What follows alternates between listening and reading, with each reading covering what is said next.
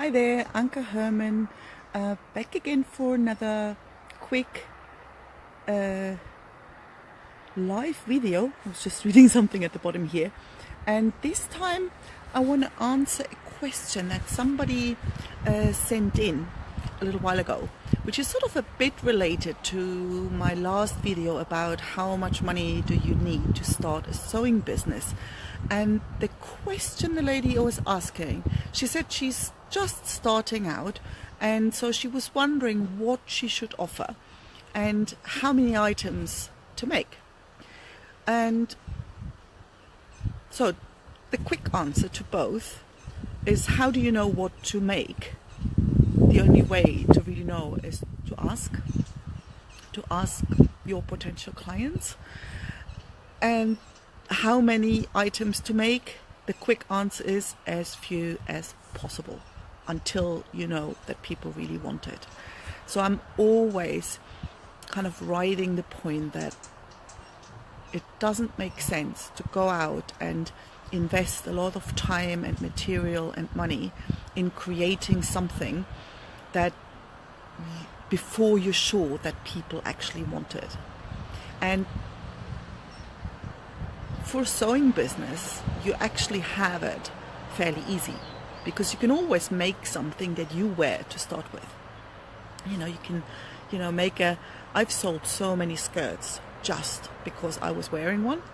And people, oh, I love that skirt. Where'd you get that from? Yeah, I make those. Oh, I want one, right? And I make these like little bags or whatever it is. Like the first step could easily be to make something for yourself and see how the people around you react. Now, if you have a particular target or like a particular type of client in mind, ask them. We're talking about that in quite a lot of detail in the Sew in the Flow Sewing Business Mastermind. We talk about quite a bit about that, because there's really sort of two ways you can approach it. You can start with, okay, I love to make whatever, and now I have to find somebody who values that enough to pay me for it. Or you can look at a particular group of people and see whether there is a particular problem they have or some solution you can provide for them that they would value enough to pay you for. So you can come from it from sort of those two directions, and ideally you want to find the middle ground, something that you really love making and something that somebody really values. So if you get that sweet spot right, then you're flying. Now, the thing to keep in mind, it's not something that you can figure out sitting at your desk, right? There's only one way to figure out and to find that sweet spot, and that's experimenting, and that's try and offer something, and actually for us, producing something sort of that visible, like garments or bags or whatever it is you're sewing, or drapery, or so you can always start making something for yourself, for friends, for family, and you'll be able to tell fairly quickly whether that's something that people like or whether people just don't react at all. And so it's really starting is really the first point, and then you get feedback and you use that feedback to adjust and to either find different people to offer it to, or to adjust the kind of items, whatever you're making.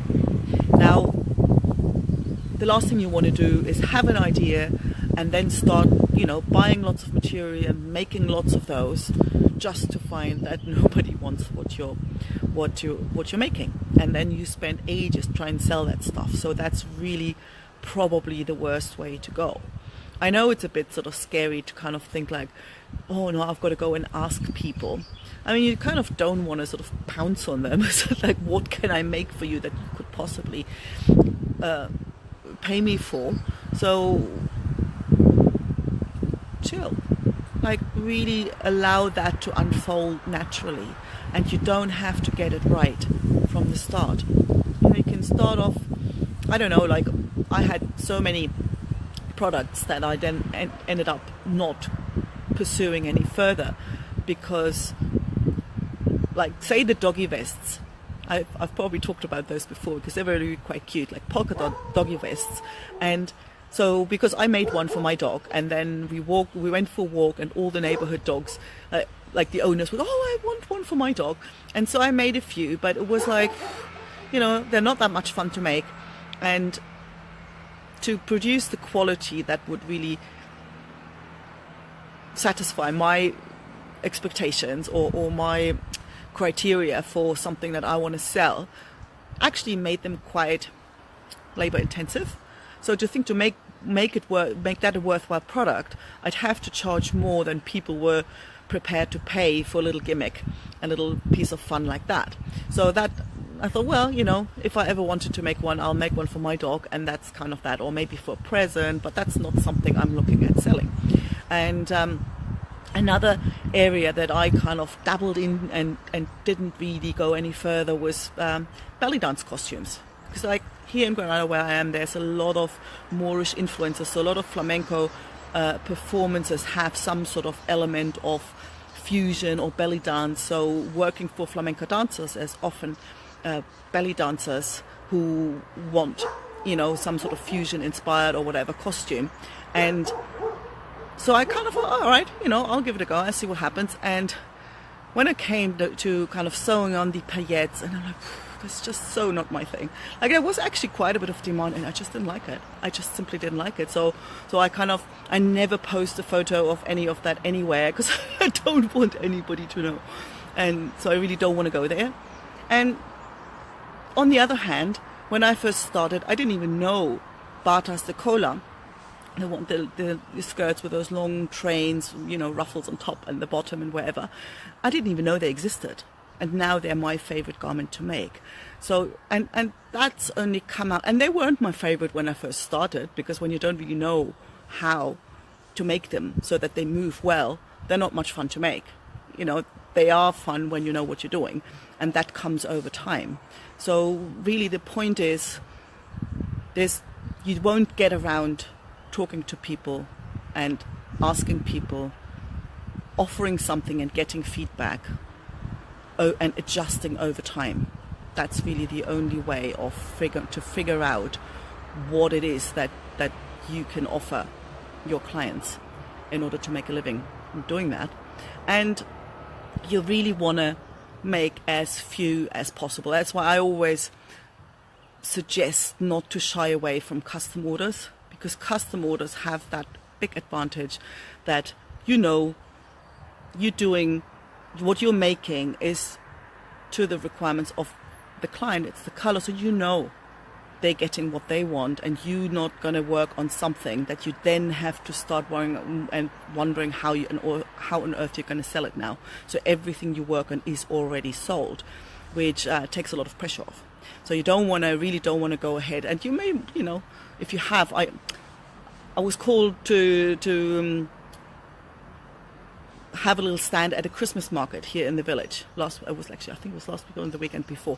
And so I made a few of those little bags, for example. So yeah, okay, you know, I made a few, but I'm not going to make hundreds of those and spending a lot of money on fabrics and spend days and days before I know that people actually want them.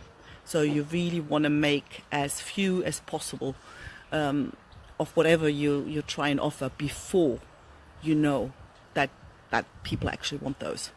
So that's really my take on it. I'd love to hear what you think, how you got, for those of you who've been around for a while, how did you get started? What did you make? Custom orders, do you sell it on Etsy's, on marketplaces, or so yeah, share what you're doing and what your take on the whole topic is, and I'll speak to you again soon. Look forward to hearing from you. Bye.